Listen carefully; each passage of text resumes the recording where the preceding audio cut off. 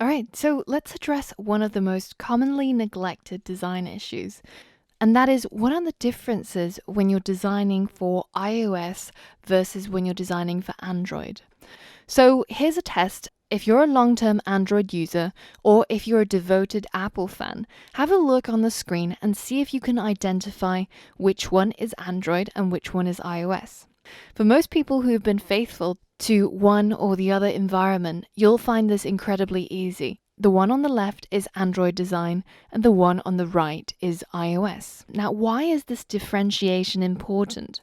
Well, one of the most common questions that we tend to get is, can I use a service such as PhoneGap, Appcelerator, or Ionic to develop a non-native app and then deploy it on both the Android platform and the iOS platform without having to rebuild two of the same thing? And a lot of people see this as a huge convenience, not having to rewrite all the code in two different languages, Java and Swift.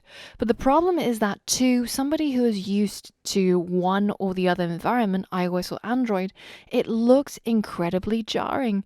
So this is an example of a company who decided to port their iOS app directly into the Google Play Store. And one of the biggest problems that arises immediately is that in the iOS environment, it is common to use a tab bar to separate the different screens and to use for navigation, as you can see on the bottom over here. And on Android, this is a strict no-no.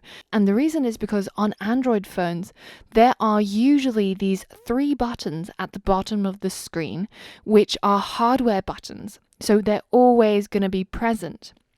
That means if you put a tab bar right on top of those three buttons, you have this classic bad design of two rows of buttons. And in most people, our thumbs are not delicate or sophisticated enough to actually figure out which button. Did I press the photo button or did I accidentally press on the return button? And that can cause a really, really bad user experience and make the app really frustrating to use. So if I was an Android user and I happened to download this app, I would pretty much be immediately put off by it. Given the stats currently are that out of every 100 apps that people download, 50 of those apps will get deleted after the first time they get opened. So thinking about those stats, we have to work incredibly hard to make sure that the design is good, that it fits with the environment, whether if it's iOS or Android, and also we provide a good user experience.